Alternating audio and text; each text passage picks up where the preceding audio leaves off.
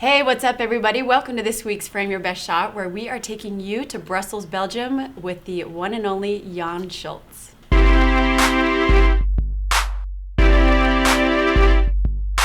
Jan, how are you?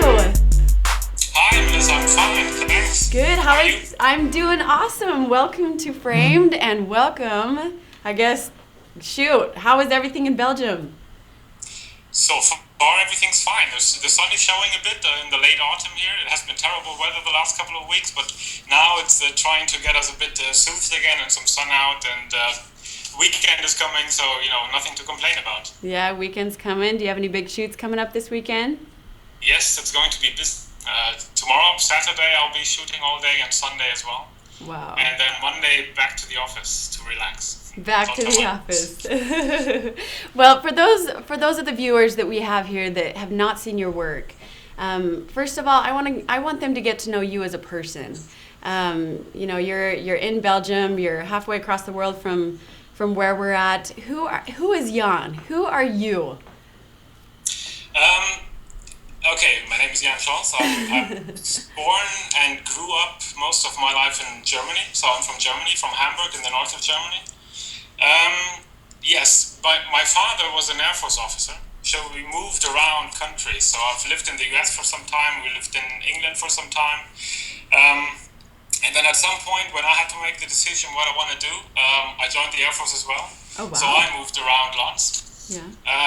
And yes, now I'm done with the Air Force, but I live now in Brussels, in Belgium. And I work for a European organization here. Like Brussels is like the capital of Europe, and lots of European organizations are here. So that's what I do here. I live here, I work here. I feel very much at home here. I have a great job, I love my job.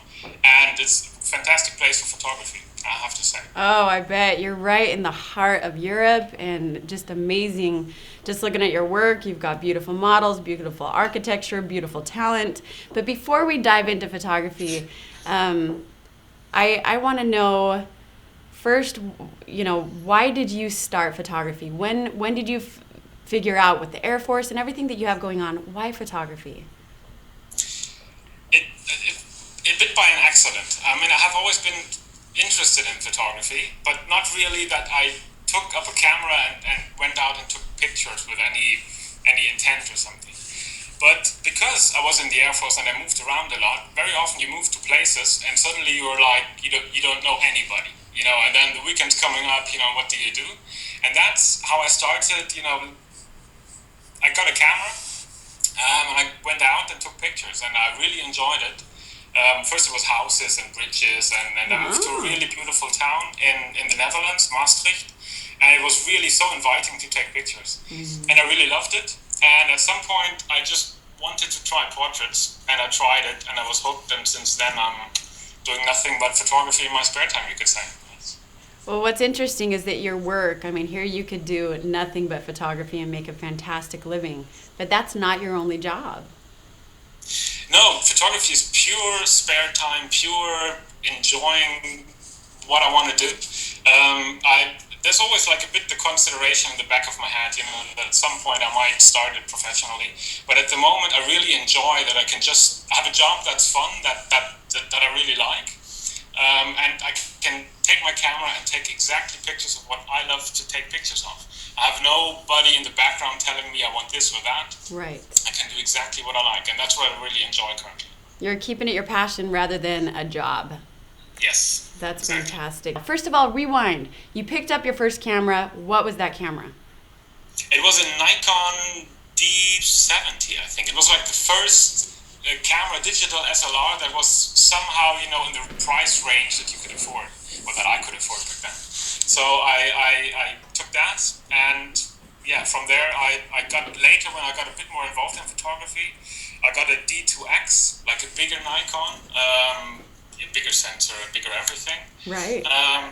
And then at some point, somehow I drifted into film photography, and I still have my Nikon, but it's just like collecting dust somewhere in the corner. Now tell us, we've got so many viewers that love your work. Why film? It's at some point, I found a website. It was a website called Alt Photos. It doesn't exist anymore. But it was really alternative photography. And there were lots of Eastern European, Russian photographers, American photographers from the whole world. But it was very much focused on photographers from, especially from Russia and Eastern Germany, Eastern Europe, that still used like these old cameras and old film. And at first I didn't even know that they were using film. I just thought the pictures are so incredibly beautiful, the textures and the tones and everything.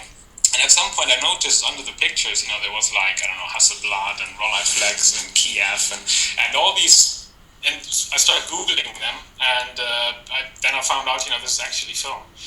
And then I got an old Nikon film camera because I could use my lenses I had already, and just took a piece of black and white film and took it along to a normal digital shoot that I was doing. Mm-hmm. And I just shot one film just in the middle, when I saw something, I took a film picture here and there. And then I came home and saw the digital pictures, and I got the film pictures developed. And I still have the pictures, like the digital pictures on one side, the film pictures on the other side. And it was just like, it was so much more natural. It was like raw. It was like, I don't know, it was just so real. It was not so perfect, not sterile. It was like, it was living and breathing somehow. Right. And I continued that. I took my film camera along, and then at some point I started to leave my digital camera at home and just took the film camera. And since then, I never turned back, and I have no intention to do so currently. Okay. All right. Well, whatever you're doing amazing. So whatever you're using, keep it up. Do you have the camera there with you? Do you have your favorite camera? I have my favorite camera. It's quite big, I have to say, so I have to scroll it a bit around. Okay. I hope you can see it. Oh. This is like, it's. I mean, if I only have to keep one camera, this is it. It's a deer dove 8x10, and it's really like a beautiful old lady, but she's really amazing. It's really, if I only have to keep one camera, it's going to be her. Jan, you're telling me that those incredibly sharp images and beautiful images that you have on your portfolio are all taken with that format camera? Not all of them, but I would say probably 70% of my favorite pictures have probably been taken with that. Wow. I mean, these cameras are really complicated to operate. I mean, if you take 10 pictures during the whole shoot, it was quite an achievement. It's really a lot of work. But if I measure the ratio of number of pictures taken and really keepers, this camera is top one. I mean, there's no comparison. So for digital users that don't know film cameras, what would you call that camera? It's a large format camera. So you have like a piece of film is like the size of a piece of paper. It's like a letter paper, right. 8x10 inch. And so just carrying 10 films with you is like, I don't know, 3 pounds, it's probably 5-6 pounds or something like that. Plus the camera that has like 20 pounds or I don't know, it's heavy, wow. Especially with 5 pounds. So you go out and you have 10 pictures, and that's all you have, sort of, maximum. And so you really make sure that when you tip that shutter, that this picture is great. And of course not all pictures are great. But if you take 10 pictures, I can say that probably I have 2-3 really nice ones and 5-6 which are easily usable. Wow, that is crazy, Jan. Because since I've seen your work, and you make these women who are already beautiful just picture perfect in this beautiful Jan Scholz world with 10 sheets of film. That is incredible. That is incredible. Yeah, it's not like that I'm using that camera all the time. I have other cameras and we can do lots of pictures, but when I compare it to my digital work, I came home with 500 pictures or 600 pictures. Right. Now from the shoot, I come home between, depending on the cameras I use, between maybe sometimes 40 pictures and then maybe 150 pictures. But still the ratio is like so much higher with film. Not because film is better or anything, but it's because, for every, I have to develop it, I have to scan it, it costs extra money. With a digital camera, every picture is no extra cost. So you just know, if you tip that shutter, it is a piece of effort and a piece of money that you spend and that you will spend. And so you look twice, and you look sometimes 3 times until you're really happy. Wow. And that improved my photography, I think. Just the fact that I want to look before I take the shot. You have to perfect things because you can't take it into Photoshop afterwards, right?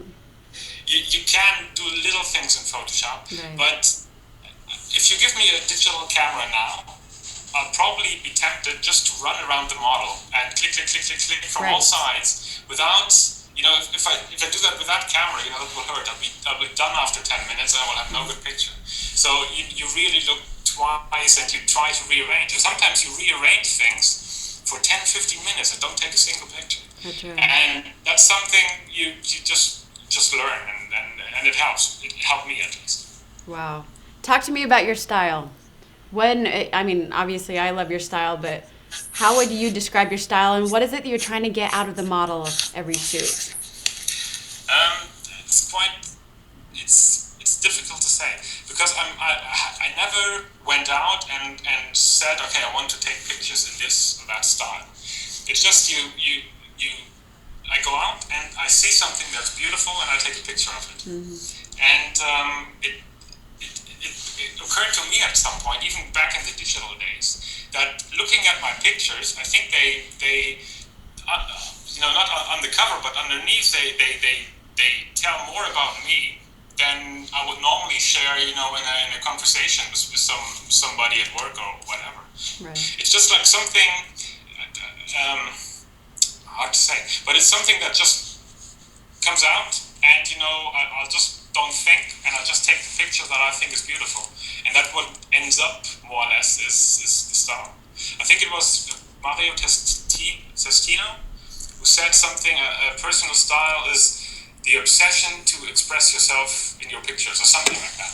But that's just like it's just expressing yourself without thinking about. I want to do it now black and white in this, and it just happens, or it doesn't happen. But it happens. It happens for me, and it's not something, okay, I took a picture and now I'm happy, it's a good picture or not a good picture, but it's just like it means really much to me. I mean, if I don't have a shoot and if I don't create a picture for 2 or 3 weeks, I'm really getting, I don't know, unsettled. Something's missing, something's lacking. Right. So it's a way for me to communicate, to let something out. I don't know. It's difficult to put into words. Right. Well, we've said on past shows, it's hard to mimic other photographers because you can't mimic, you can only be you. And you are purely shown through your work. You are very talented.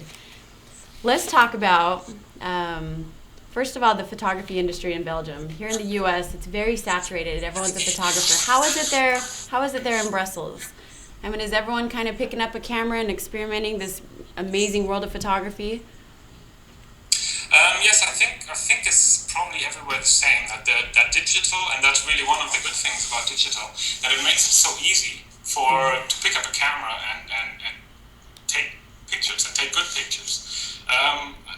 It helped me, and I think it helped lots of younger photographers starting it out. While before, you were being trained for months and years, and you had to do this and that, and you were going through a certain schedule of things. Now you can just take pictures, and there are so many talents out there. Very often amazed that, I don't know, some teenagers, they take daddy's cam, go out, take their girlfriend, and take really creative, wonderful pictures, with nothing, with no clue, but just like some vision, some creativity, and you get wonderful images. And that's the same, I think, in the US than over here or anywhere else in the world. We've had some of your fans and some viewers write in just a couple questions they wanted to ask you, so I'll just read a few here. Is that okay? Yeah, sure. Okay, so Jan, talk about what time of day you usually shoot. How do you avoid harsh light? Do you overexpose often to brighten the skin? So basically, how do you get the best out of natural light? What do you think? I wish there was a simple answer, and I wish I would have a complicated answer. I mean, it's just you do it over and over again, and you see certain situations and they will work, and you see other situations where no, they will not work. But I have to say, film helps me a lot in natural light, because especially if you have harsh sunlight, with digital, you have to watch so closely that your highlights don't blow out, and if you try to keep your highlights and you have backlight, the face will be all dark, so you have to take a reflector or you have to take flashes or whatever. Right. With film, especially with negative color film or with negative film, you just overexpose as much as you like, so that you have really great tones in the face. And then of course the background, the strong light will be just white, but it will be a very milky light. It will not be blown out and ugly. It will be really soft and smooth background. And if you still have some trees or something in the background, it will just melt nicely in. So it makes it very easy to shoot natural light with film. But with digital, I'd be more careful. I would have to watch out more. So film definitely has an advantage when it comes to that. Wow. But okay. It's if you look, if you just have to look at some of the great US wedding photographers. You have lots of great film photographers under those wedding photographers, and you see they use it all the time. They have backlighting, and it gives a very surreal, romantic look. It looks wonderful, and film makes it happen. That's really the case. So Jan, basically what you're saying is you've chosen a medium and you've practiced. You've practiced to understand light.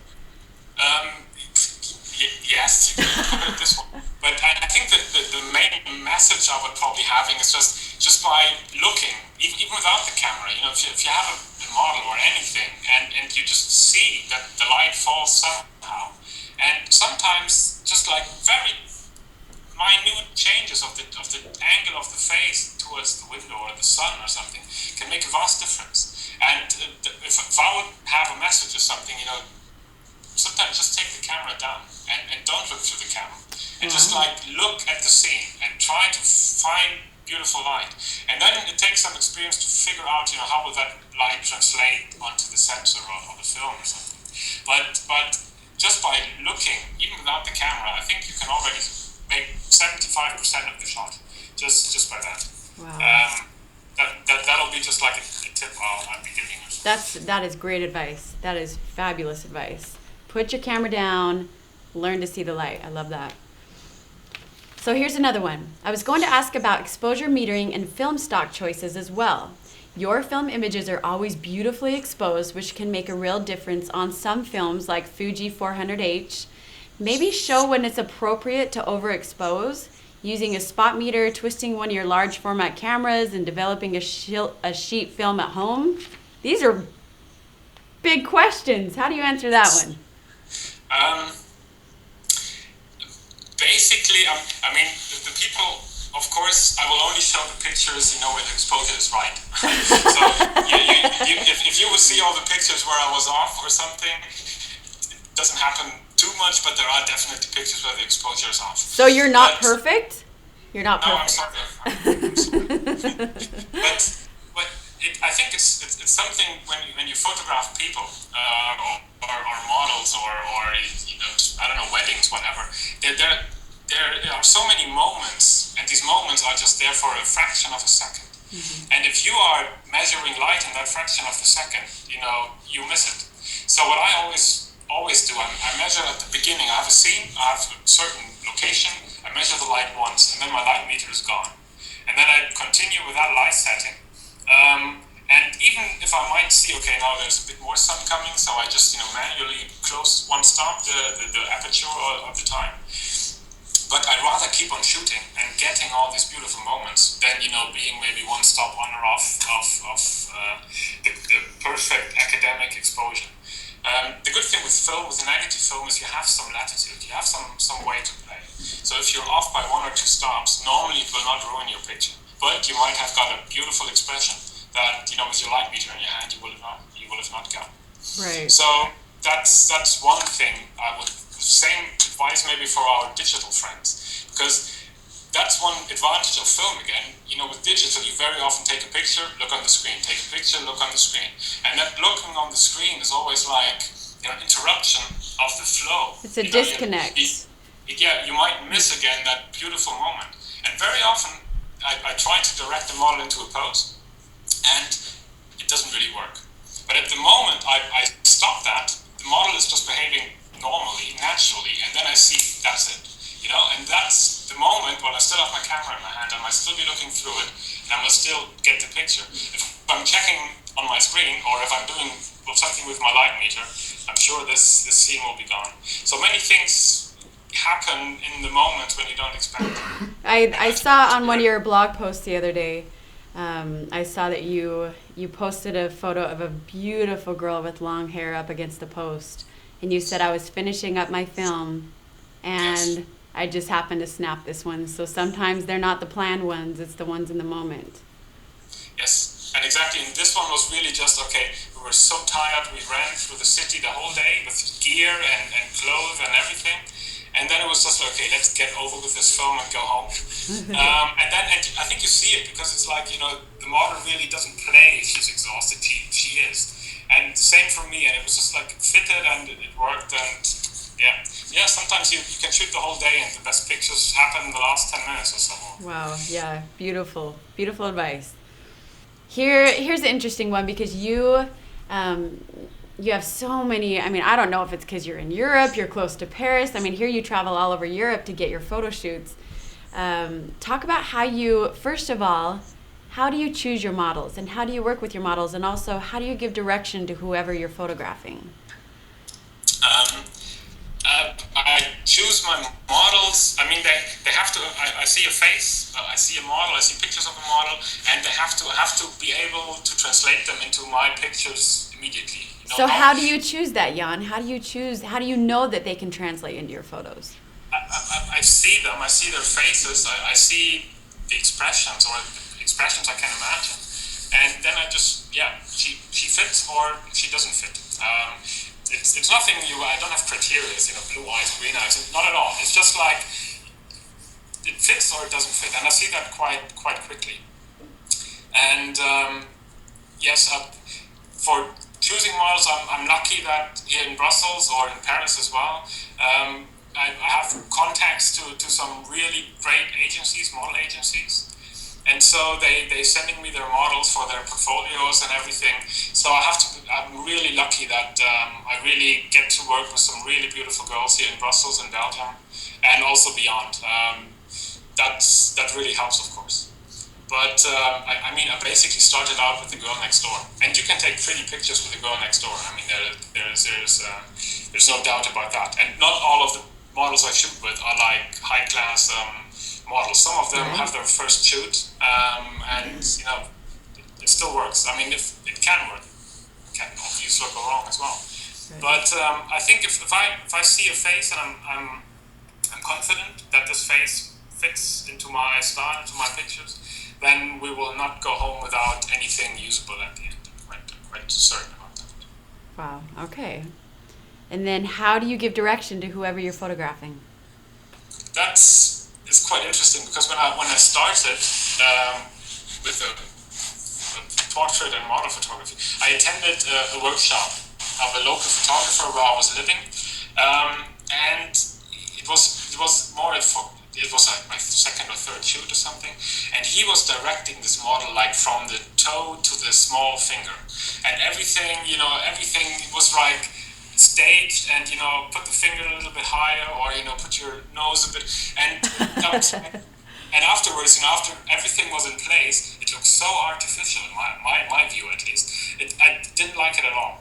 So what I tried to get is to get the model. I just give a concept. I want to see something melancholic, romantic, dreamy, or strong, or something, and then I actually try to have her fall into that role. Like an actor, you're just like playing a scene, and I try to get stills of that scene without directing too much.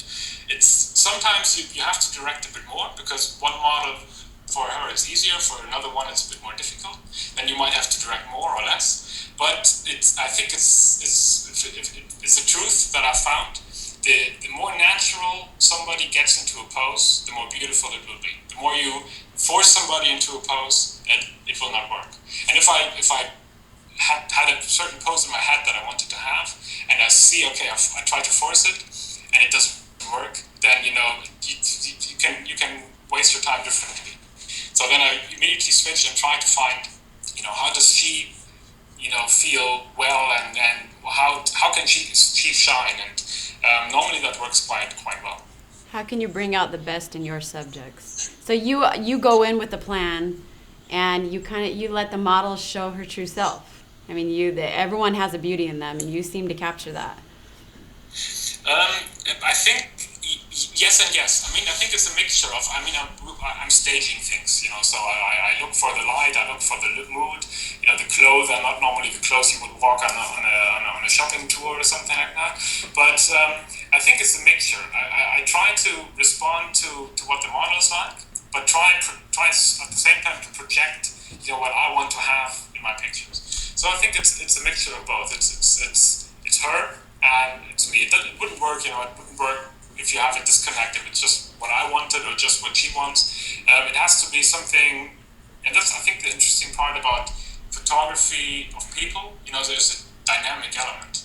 If we don't like each other, there will be no good pictures. But if there's like a connection or something, you are able to take pictures better, than the sum of the parts. Then you would really grow out of yourself as a model and as a photographer. So that's what I really enjoy about it. Awesome. Let's dive into the photo contest. Okay? You ready for this madness? Yes. So you have picked, you looked at Frame Your Best Shot category Spontaneity. And you looked through all the photos. Can you give us your third, first, and then your second, and then your first place choices? Yes.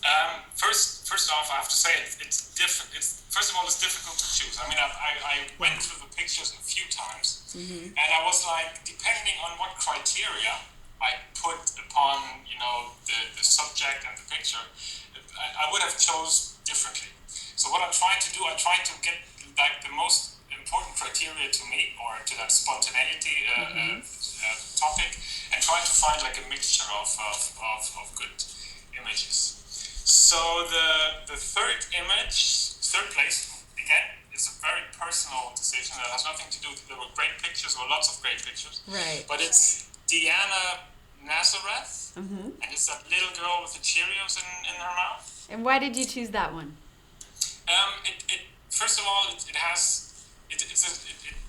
looks like a very spontaneous scene. It doesn't look staged, but still, everything's right. The colors are right, the composition is right, the light is beautiful, the expression of the girl, and it just works. And I don't have the feeling it's staged, because if I look at the topic, spontaneous and staged, that can work, and I have another one where that works very well. Right. But it's like one of the criteria where I said, okay, something about what has to be spontaneous.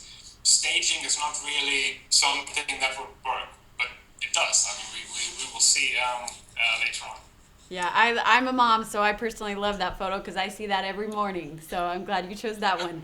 What about second place? Number 2 is Grace Sczcesniak. I hope I pronounced the name correctly. Okay. But it's that umbrella that's drawn on the ground with the shadow of the girl holding on to it. Okay. And this is obviously staged, but apparently it was seen somewhere. And just to see this combination and take the picture is an achievement in itself. And what I really love as well, it really has a nice composition. It flows nicely through the picture, apart from the idea.